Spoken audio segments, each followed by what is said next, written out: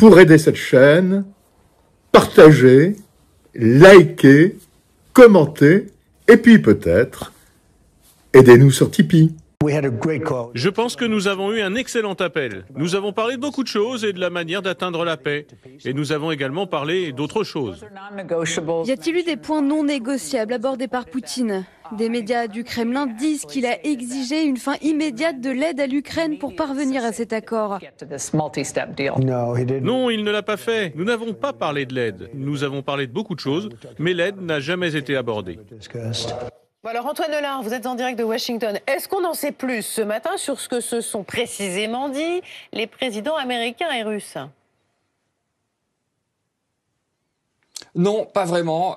Trump, dans cette interview sur Fox News, est resté très vague. Il n'a donné aucun détail concret et précis sur le contenu de ses échanges avec Vladimir Poutine. Et vous l'avez vu, quand on l'interroge sur les conditions, les exigences de Vladimir Poutine, Donald Trump préfère botter en touche. À l'évidence, Donald Trump a compris que le marchandage n'a pas tourné en sa faveur. Trump, c'est vrai, n'a pas obtenu ce qu'il voulait. Il voulait arracher un cessez-le-feu total sur l'ensemble du territoire ukrainien. Finalement, il doit se contenter d'une trêve très limitée, dont on découvre par ailleurs que Moscou et Washington n'ont pas tout à fait la même définition. Les Russes s'engagent à ne pas bombarder les infrastructures énergétiques en Ukraine, là où les Américains disent que cette mini-trêve concerne à la fois l'énergie et les infrastructures, c'est-à-dire également les ports, les voies ferrées ou encore les routes. Donc ça n'est pas tout à fait la même chose. Alors Trump néanmoins dit que le coup de fil, vous l'avez entendu, a été très positif et que Poutine veut la paix. De nouvelles négociations vont commencer dès dimanche à Jeddah, en Arabie Saoudite, pour essayer d'élargir le périmètre de ce cessez-le-feu. Le président américain assure qu'un processus est désormais engagé qui va pouvoir aboutir jusqu'à la paix. Bonjour Vincent Hervouette. Bonjour à tous, bonjour Dimitri. Vous revenez sur l'entretien entre Donald Trump et Vladimir Poutine. Quel bilan peut-on en tirer ? D'abord, l'armistice n'est pas pour demain. Vladimir Poutine n'est pas un homme pressé. Hier soir, il l'a encore démontré. D'abord, il a été fidèle à l'une de ses vieilles habitudes de type mal élevé qui écrase les pieds de ses interlocuteurs. Il a décroché le combiné avec 50 minutes de retard. Il faisait systématiquement attendre ses partenaires du G7, ça a exaspéré Angela Merkel. Il a même fait poireauter la reine d'Angleterre. Et la semaine dernière, l'envoyé de Donald Trump, Steve Witkoff, a fait antichambre pendant 8 heures. Hier, cette démonstration de force a été soigneusement mise en scène. Il participait à un forum d'investisseurs. Il a fait rire l'auditoire par son arrogance et sa désinvolture quand on lui a signalé qu'il allait être en retard. Les oligarques se sont rengorgés. Les ultranationalistes ont dû apprécier. Le président a quitté la salle en prenant tout son temps. Il s'agit, pour un pays affaibli, de tenir son rang, de faire croire qu'il n'est pas demandeur. En réalité, le Kremlin jubile de retrouver son statut d'interlocuteur privilégié des États-Unis, de parler à la Maison-Blanche d'égal à égal. Et hier, on se croyait dans les années 60, avant la visioconférence, avant le numérique, avec le monde suspendu à ce dialogue entre les grands. Il aurait fallu que le téléphone soit rouge et l'illusion aurait été complète. Alors, la conversation entre Donald Trump et Poutine a été interminable. C'est rare de passer 2h30 au bout du fil, surtout deux hommes d'État. C'est long, même avec des traducteurs. C'est très long si l'on réalise qu'ils viennent d'avoir 2 longues conversations pour se dire qu'ils allaient négocier un jour. Ils évoquent de grands accords économiques, les conflits au Moyen-Orient, la prolifération nucléaire, mais pour l'Ukraine, juste un cessez-le-feu partiel. La trêve ne sera pas simple comme un coup de fil, ni rapide comme un tweet. C'est plutôt une course d'obstacles et de lenteur, comme la réforme des retraites en France. Seuls les journalistes qui aiment les contes de fées avaient pris au sérieux la forfanterie de Donald Trump sur la paix qu'il mettrait 24 heures à imposer.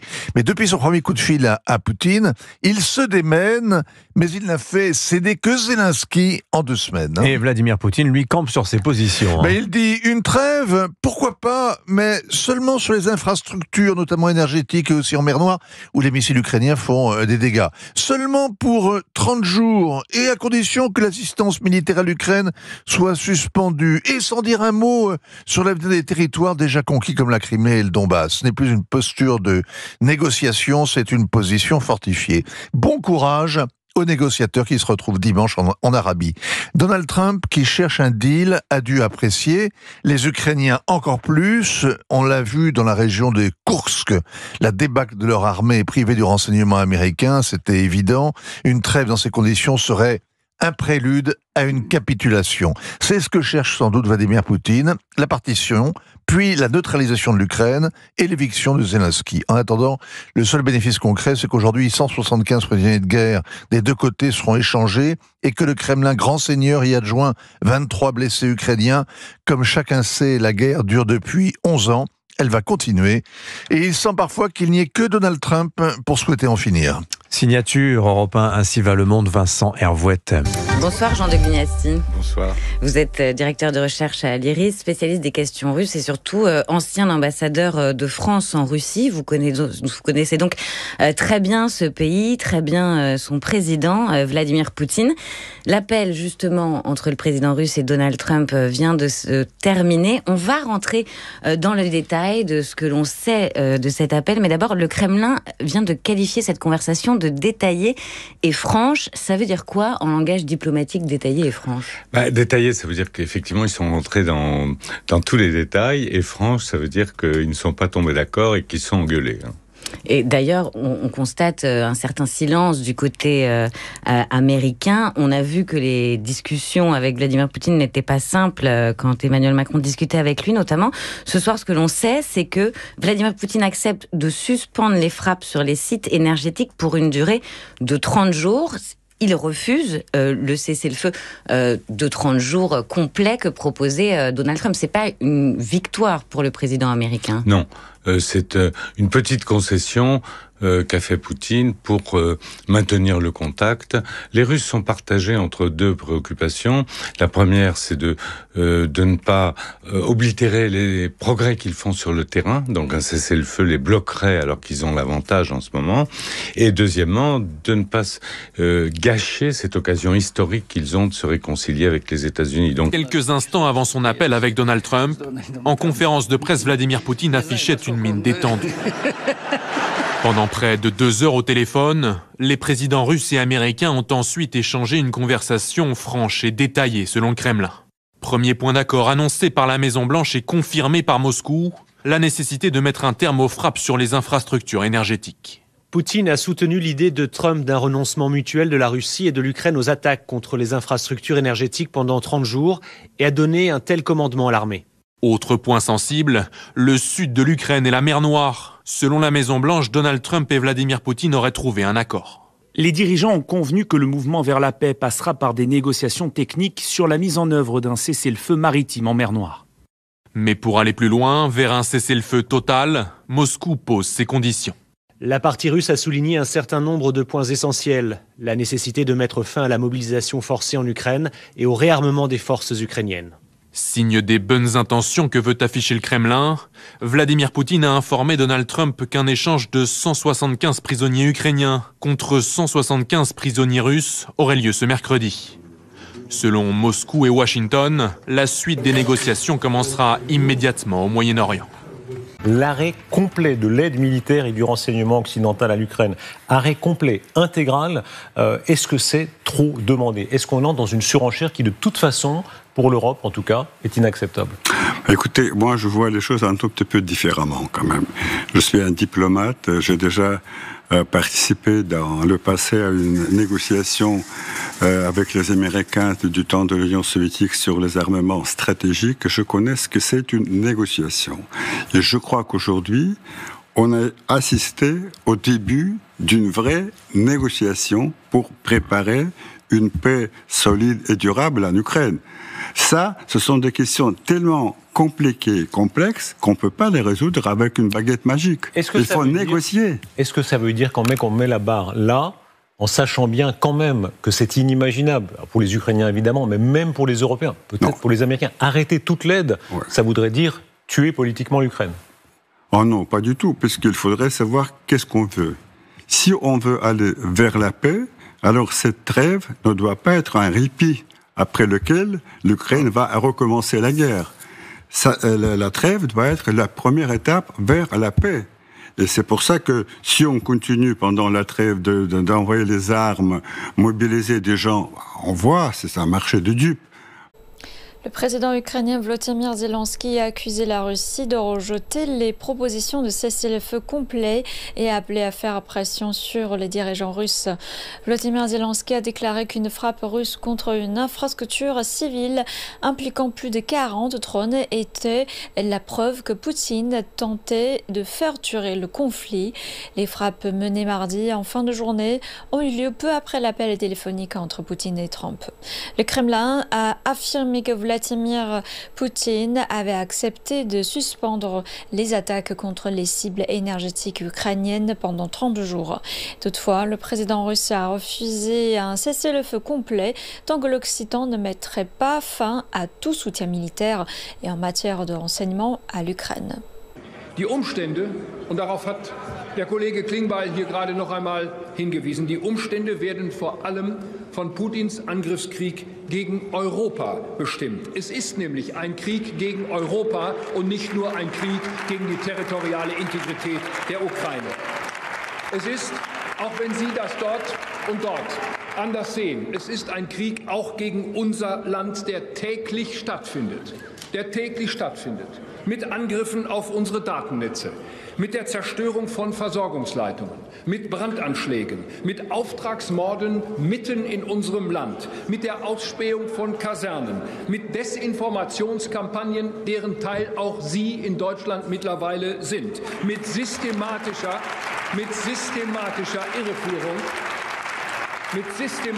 Irreführung und Täuschung unserer Gesellschaft und, meine Damen und Herren, mit dem Versuch einer Spaltung und Marginalisierung der Europäischen Union. Nous continuons le soutien à l'armée ukrainienne dans sa guerre de résistance face à l'agression russe, et nous avons raison de le faire. Nous sommes aussi en train de mobiliser les financements sur lesquels nous sommes pleinement engagés. Je pense à la part européenne du prêt du G7, les 18 milliards d'euros financés par les revenus des avoirs russes gelés, pour financer en particulier du soutien militaire. Et il est important de continuer à accompagner dans ce moment où la Russie, ces derniers jours, encore ces dernières heures, a intensifié les conflits, de rester aux côtés du peuple ukrainien et de sa défense. Les Ukrainiens, ils sont dans l'expectative. Quelque part, ce qu'on entend, c'est que les gens sont déçus.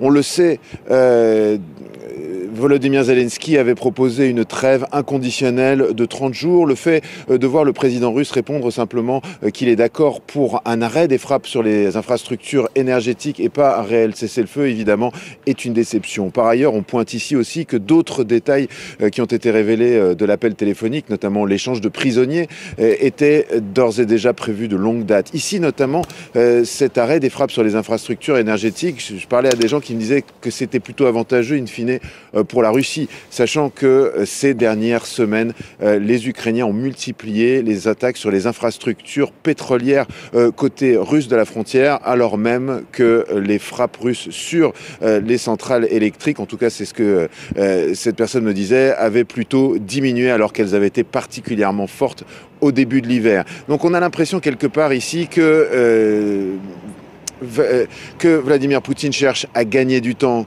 qu'il cherche tout simplement à être assis à cette table de négociation, et l'impression, dans une certaine mesure, eh bien, c'est que pour l'instant le jeu est plutôt à son avantage. Dans le même temps, eh bien, de nombreuses personnes, notamment des femmes à qui j'ai pu parler ici, me disaient que leur impression est qu'elles souhaitent que cette guerre s'arrête, qu'elles souhaitent la paix, qu'elles espèrent que c'est un premier pas vers quelque chose de plus large. Mais dans le même temps, évidemment, beaucoup se demandent s'il y aura une suite ou si les négociations à Jeddah vont se poursuivre longtemps, et si évidemment les Russes cherchent tout simplement à gagner du temps et à se mettre du bon côté de Donald Trump.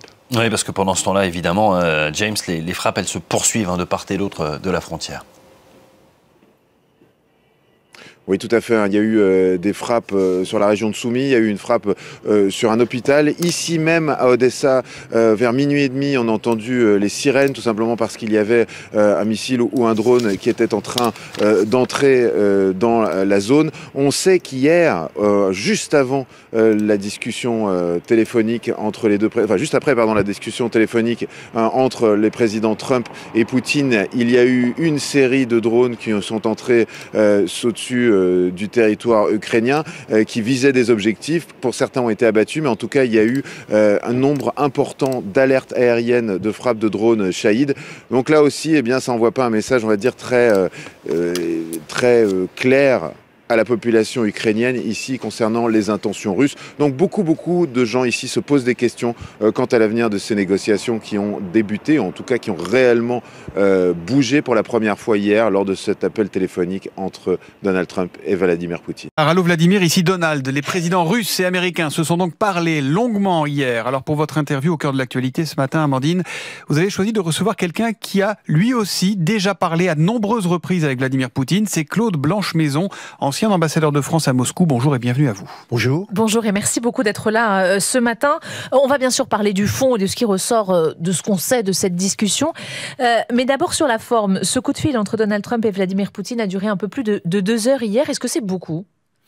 Ah oui, c'est beaucoup. C'est beaucoup, et on a appris après que dans le fond, Trump avait entretenu des relations, probablement d'autres conversations téléphoniques avec Poutine, même depuis qu'il est à la Maison-Blanche. C'est-à-dire que c'était pas seulement le 2e coup de fil depuis...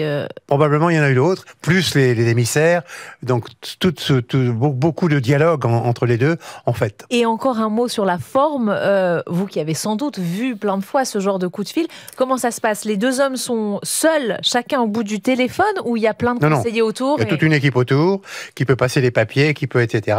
Donc c'est d'ailleurs, ça explique en partie ce qui s'est passé, c'est-à-dire qu'on sentait bien que les deux étaient retenus par leurs équipes, puisque dans le fond on s'attendait à ce que Trump fasse une sorte de blitzkrieg, enfin qu'il emporte un cessez-le-feu un coup, en fait, à la hussarde. Oui.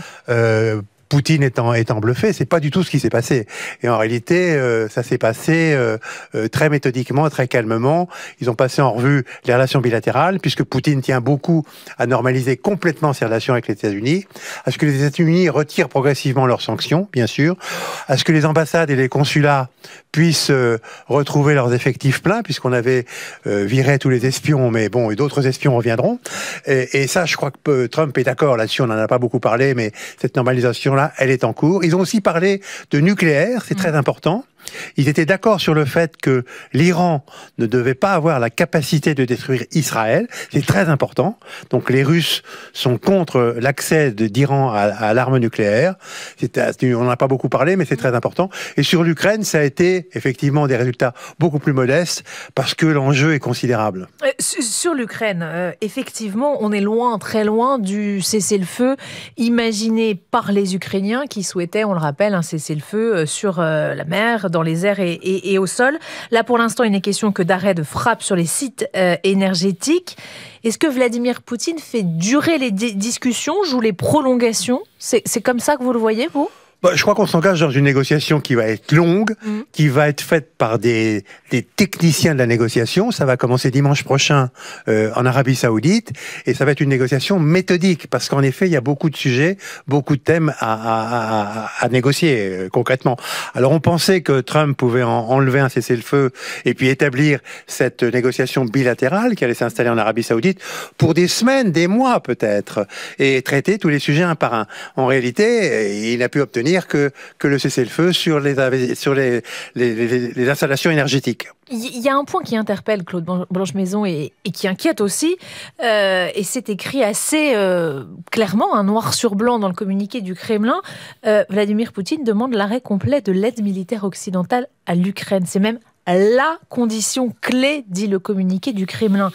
Donald Trump ne peut pas accepter ça, si ? Bien sûr, c'est inacceptable. Mais c'était inévitable qu'il fasse ça, parce que tous les gens qui ont négocié des cessez-le-feu vous diront que la contrepartie du cessez-le-feu, c'est un moratoire sur les livraisons d'armes des deux côtés. Sauf que là, les deux côtés sont totalement inégaux, puisque la machine militaro-industrielle russe va continuer à produire à plein rendement, alors que effectivement, l'Ukraine dépend complètement pour sa survie de l'aide occidentale, américaine et européenne.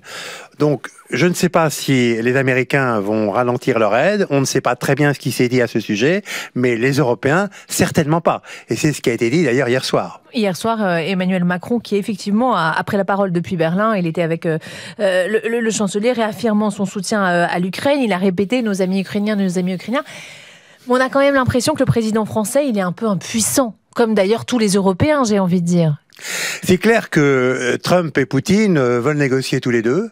Poutine, évidemment, il trouve la consécration d'un rôle international. Il sort du ghetto dans lequel on l'avait enfermé.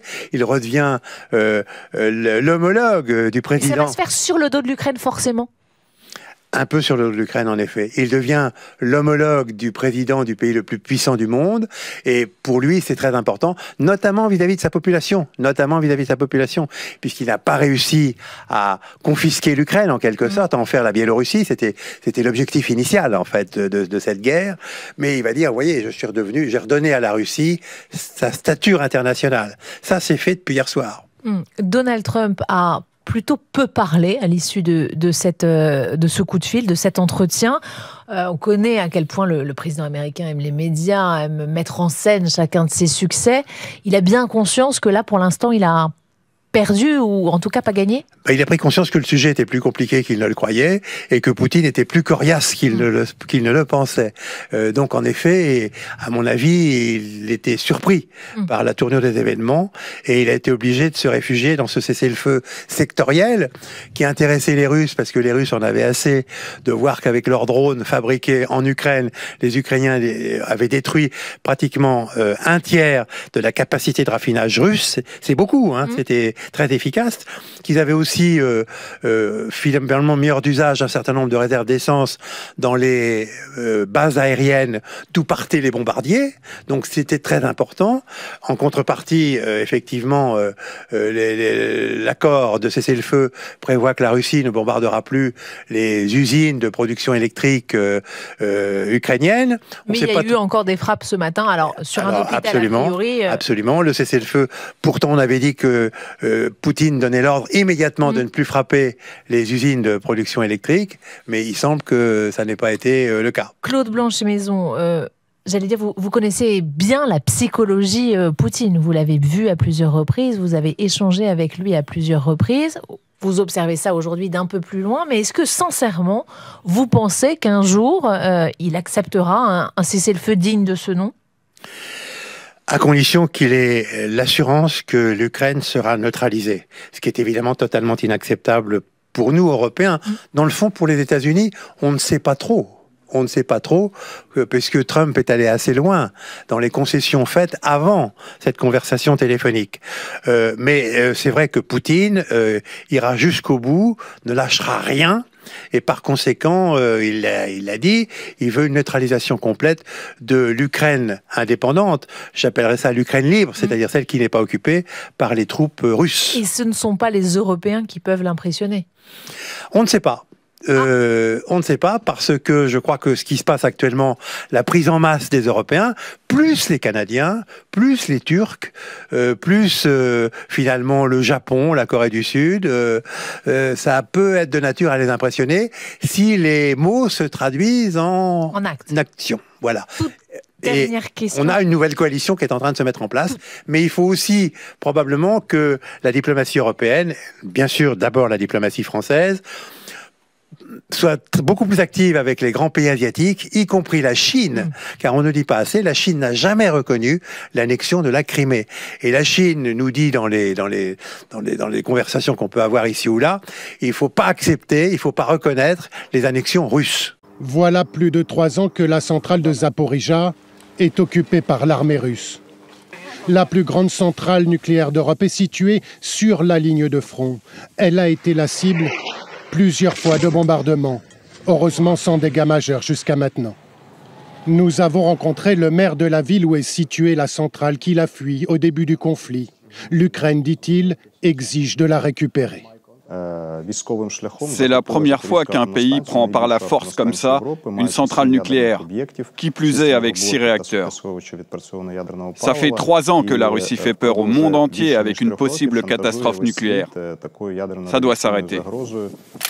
Les 6 réacteurs nucléaires sont à l'arrêt depuis longtemps pour des raisons de sécurité, mais ils ont besoin d'être refroidis en permanence, sans quoi la centrale pourrait entrer en fusion et provoquer des rejets nucléaires. L'Ukraine ne veut plus vivre à côté de cette menace existentielle. Mais cette centrale est également cruciale pour le fonctionnement du pays. Là, c'est Lavrik. Il était électricien, il est mort.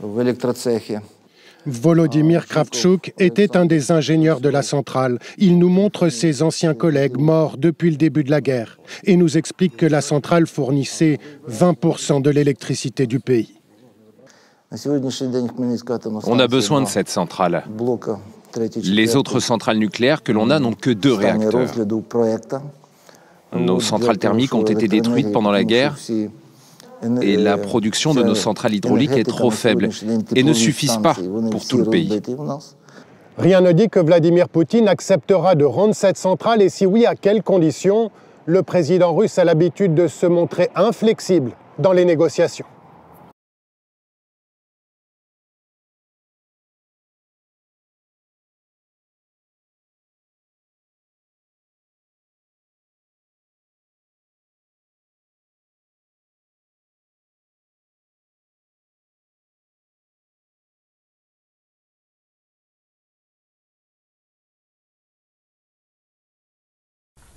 Israël continue le génocide, il confirme qu'il s'en fout des otages et veut démarrer une guerre générale dans tout le Moyen-Orient. Alors qu'est-ce que nous pouvons faire?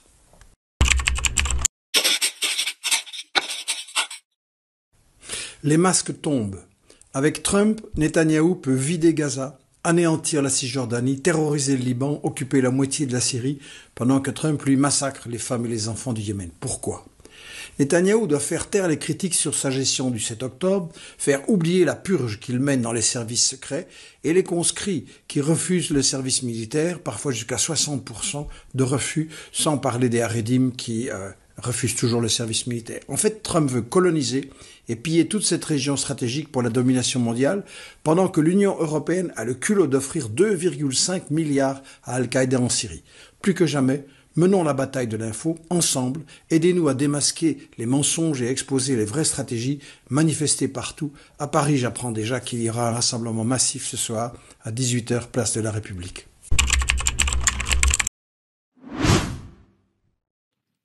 Alors, cette nuit, vers 2h du matin, il y a eu des bombardements intensifs de l'armée israélienne. Officiellement, parce que l'armée israélienne voulait atteindre des chefs du Hamas et d'autres mouvements combattants palestiniens. En réalité, on ne sait pas, ils en ont tué quelques-uns, d'après des informations qui sont sorties, en particulier le porte-parole du djihad islamique international. Mais on a surtout remarqué, avec des photos particulièrement atroces et horrible, qu'il y a eu environ 400 civils tués, surtout des enfants d'ailleurs. Donc ces photos ont fait le tour du monde puisque c'est la reprise de la guerre. C'est une rupture unilatérale du cessez-le-feu par Israël et d'après toutes les informations que nous avons, avec l'appui des États-Unis. Et d'ailleurs, les États-Unis avaient depuis samedi bombardé le Yémen, donc le Yémen Nord, Ansarallah, qui avait simplement dit qu'il reprenait le blocus de la mer Rouge, comme Israël ne respectait pas le cessez-le-feu. Ce qui est clé à comprendre, c'est qu'Israël n'a pas voulu passer de l'étape 1 à l'étape 2 du cessez-le-feu. Alors, est-ce que ça signifie qu'il y a un revirement dans la position de Donald Trump sur le règlement du conflit à Gaza? Alors, il y a deux interprétations concurrentes. Il y en a une qui dit que, en fait, Trump avait voulu un cessez-le-feu pour éviter de voir gâcher son inauguration et que depuis lors, il a plutôt laissé filer. Il y a une autre interprétation qui dit qu'il y a en fait un vrai bras de fer entre Netanyahou et Trump et que la semaine dernière, Trump, agacé par Netanyahou, a voulu négocier directement avec le Hamas le retour des otages qui avaient la nationalité à la fois israélienne et américaine. Et ça serait en réaction que Netanyahou aurait décidé de refaire redémarrer le conflit. Je ne suis pas en mesure actuellement, par les éléments d'information dont nous disposons, de savoir. Il semble qu'il y a un jeu compliqué parce que en fait, on a ces interprétations contradictoires et on a aussi une autre information qui pour moi est non vérifiée, mais selon laquelle Trump était en train d'accepter la proposition égyptienne pour la reconstruction de Gaza et que Netanyahou aurait voulu empêcher ça. While we're here, I thought it would be appropriate. We are tomorrow announcing and on va ouvrir demain une annonce où ouvrir l'ensemble Kennedy files. Des archives sur l'assassinat de Kennedy. We have a tremendous amount of paper. You've got a lot of reading. I don't believe we're going to redact anything. I said, just don't redact. You can't redact. Alors, but we're going to be releasing the JFK files. It's many pages. Is it 80,000 pages? L'annonce de Donald Trump, il l'avait fait, cette promesse, on en avait déjà parlé. Et d'ailleurs, nous avions déjà interrogé Jacques Beau au sujet de cette promesse de désarchivage, d'ouverture des dossiers. C'était le 4 février dernier sur Tocsin. Je propose d'écouter le même Jacques Beau que nous recevons aujourd'hui, le 4 février. On l'écoute. Dans les milieux du renseignement, ça fait déjà très longtemps qu'on sait que la CIA, ça n'est ni la CIA, ni la mafia italienne, ni les militaires américains qui voulaient se venger, c'est pas tout ça. Alors c'est quoi? Alors je vais pas vous le dire ici parce que je veux pas que votre émission soit bouclée, mais je pense que ces révélations effectivement feraient un coup de tonnerre. Et je pense que là encore, on va trouver des artifices pour ne pas tout sortir.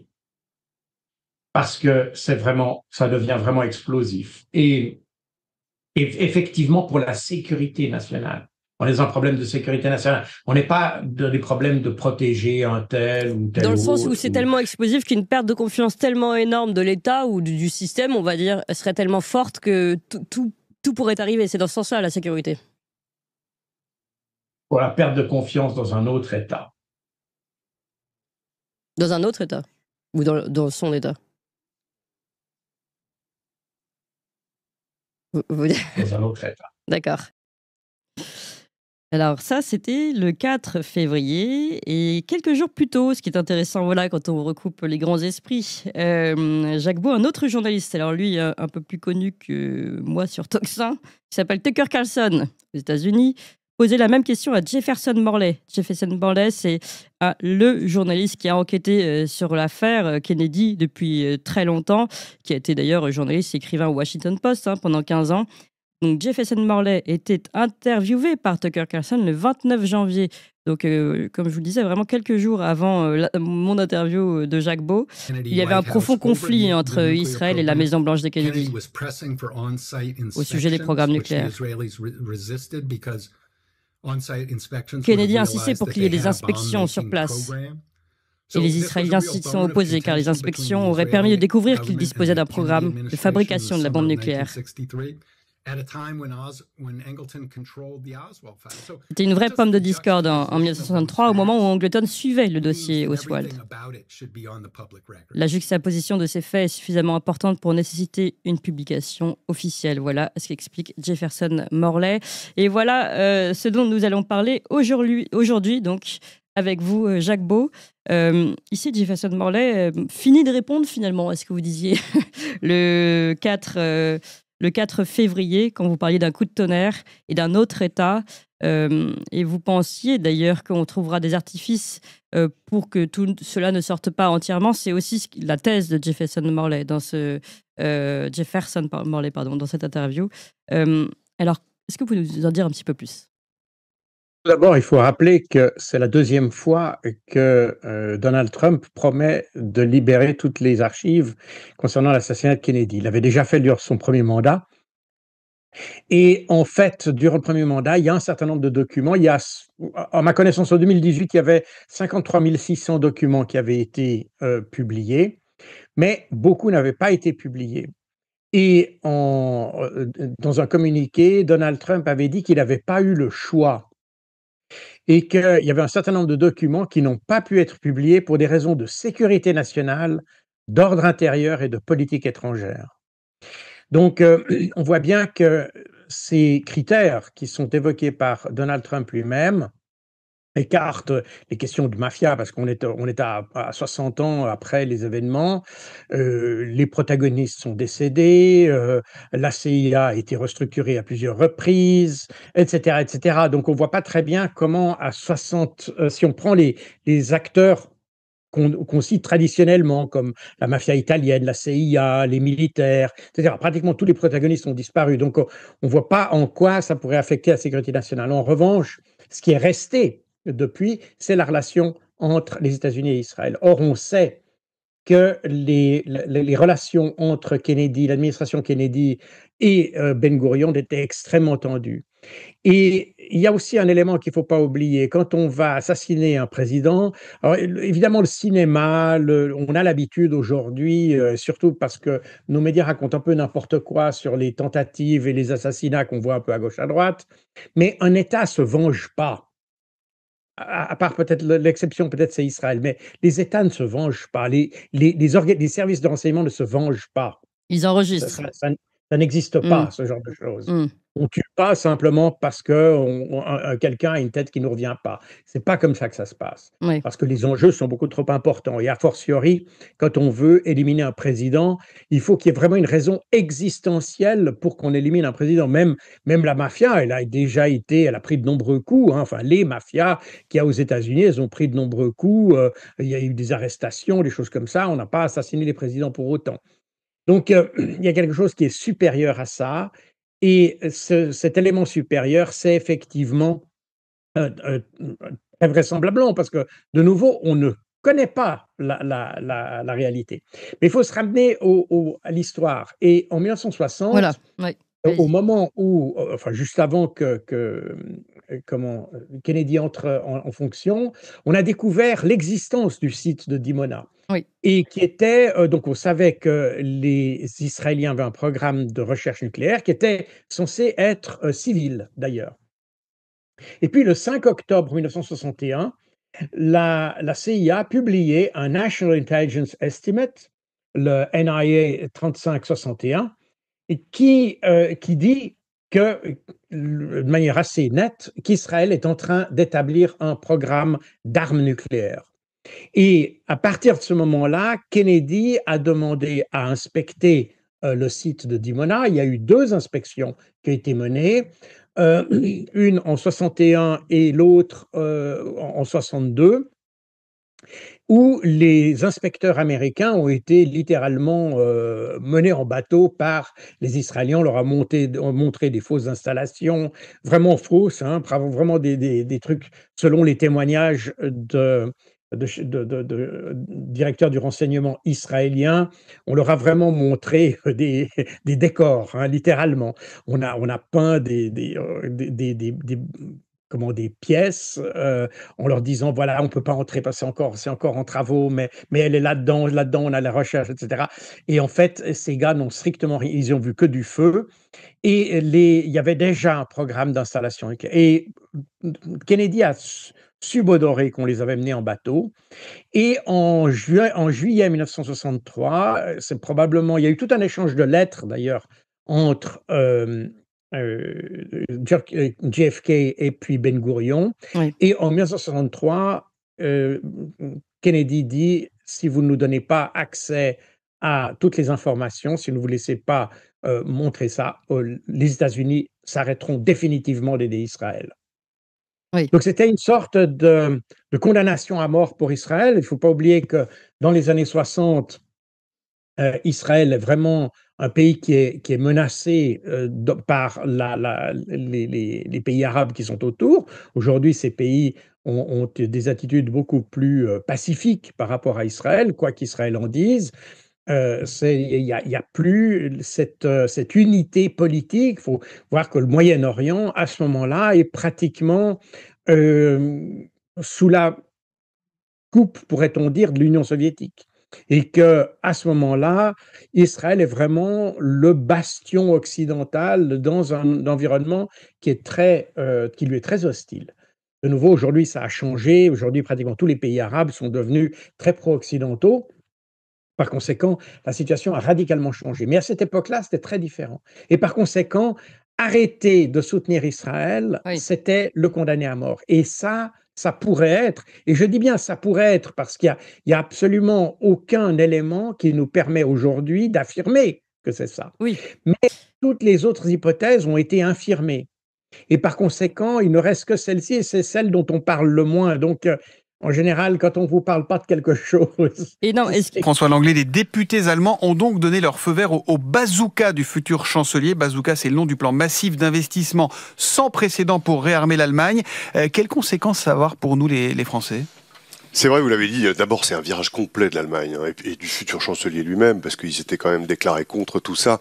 Ici résolu, sous la pression des événements, la nécessité d'investir. La constitution qui interdisait le déficit a donc été réformée. Le vote de confirmation aura lieu vendredi au Sénat. Et c'est en effet une décision qui va avoir un impact économique très important sur la zone euro et sur la France. Pour quelle raison, François ? Parce que l'Allemagne va dépenser énormément sous une double forme.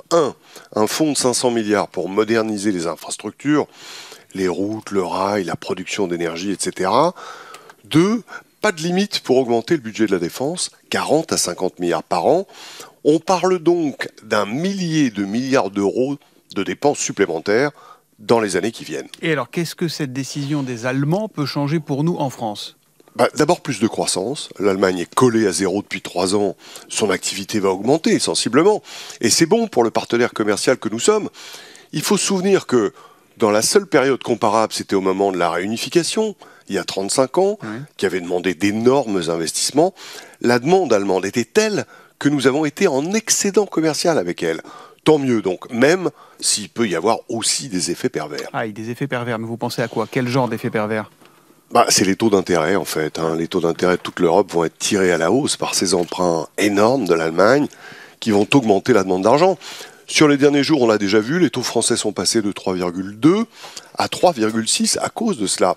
C'est pas terrible pour nos crédits immobiliers qui vont monter aussi.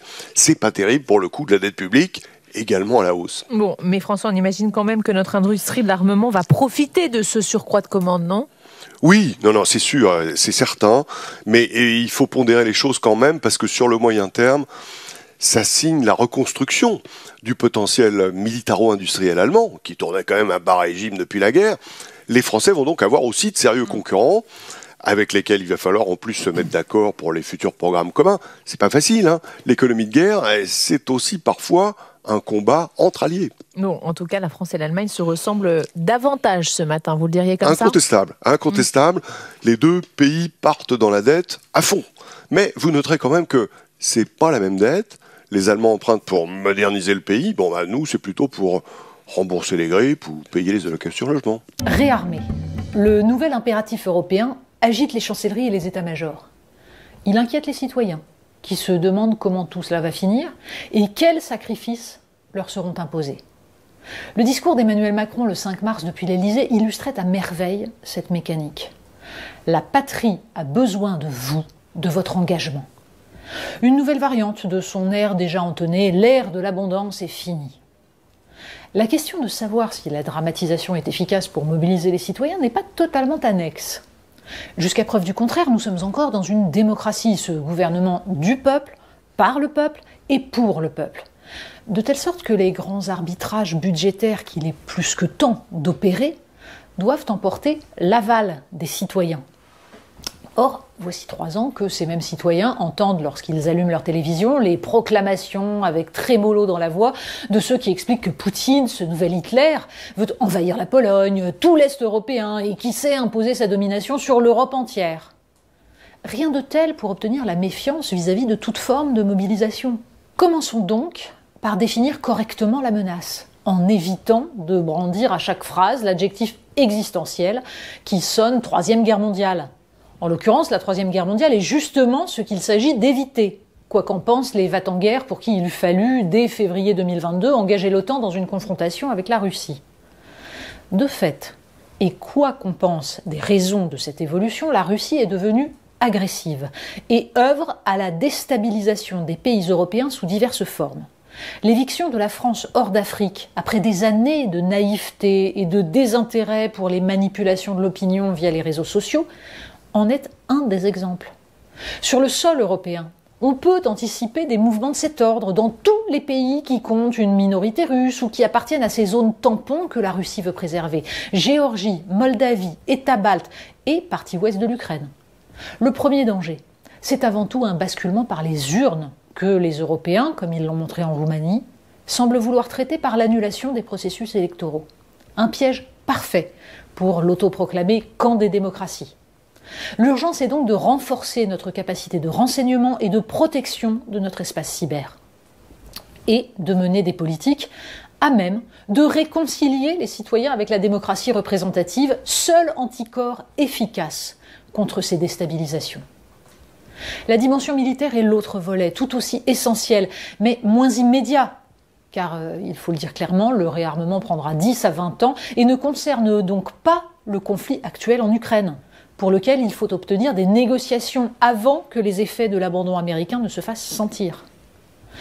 La phrase d'Emmanuel Macron « Notre génération ne touchera plus les dividendes de la paix, il ne tient qu'à nous que nos enfants récoltent demain les dividendes de nos engagements ». Cette phrase est intéressante à plus d'un titre.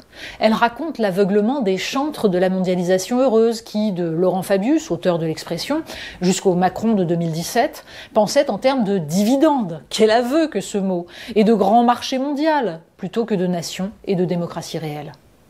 Cela redécouvre qu'il n'est de liberté que pour des nations souveraines, c'est-à-dire dotées des attributs de l'indépendance concrète, agriculture, industrie, énergie, monnaie, espace numérique et armement.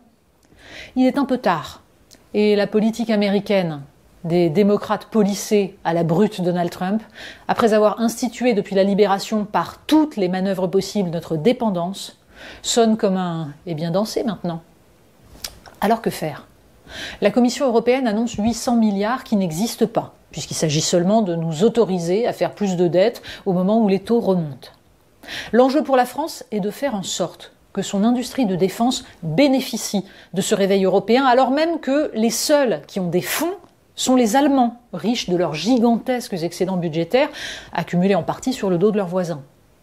Pour l'heure, nous n'avons pas obtenu de préférence communautaire dans les futurs achats. Ce doit être une condition sine qua non. Il faut également discuter avec nos partenaires du périmètre des coopérations renforcées qui doivent constituer notre nouvelle alliance. Augmenter les capacités militaires des pays européens sans définition du cadre d'organisation, de l'interopérabilité, revient à arroser le sable.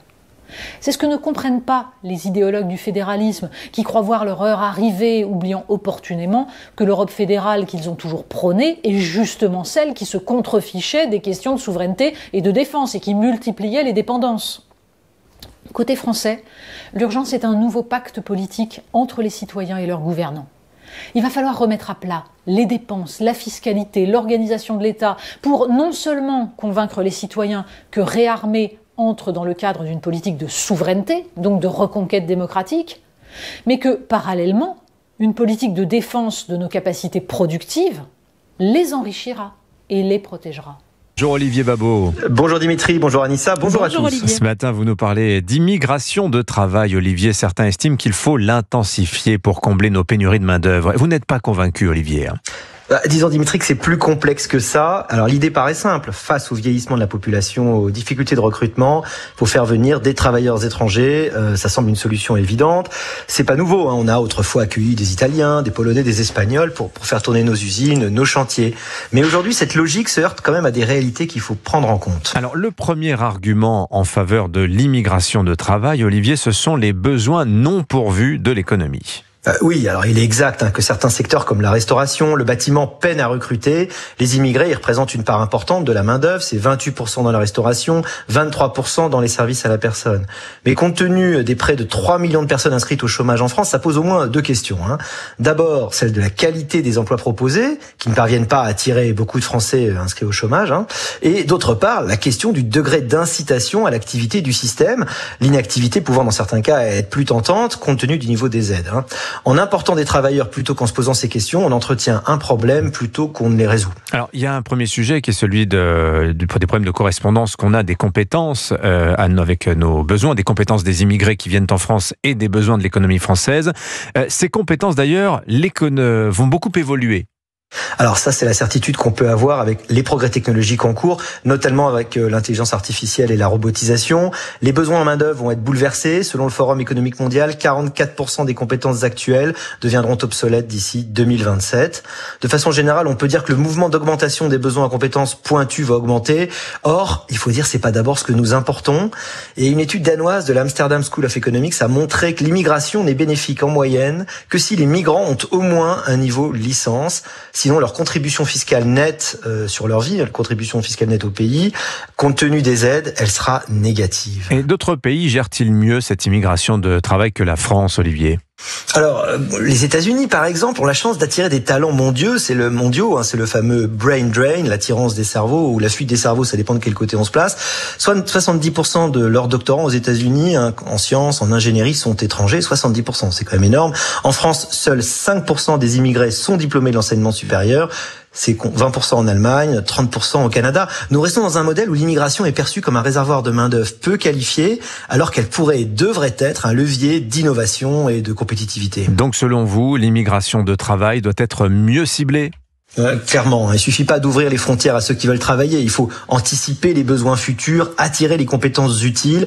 L'immigration de travail doit être choisie avec soin, sinon nous risquons de créer un chômage importé plutôt que de renforcer notre économie. Signature Europe 1, Olivier Babot. Merci beaucoup, Olivier. Merci, bonne journée.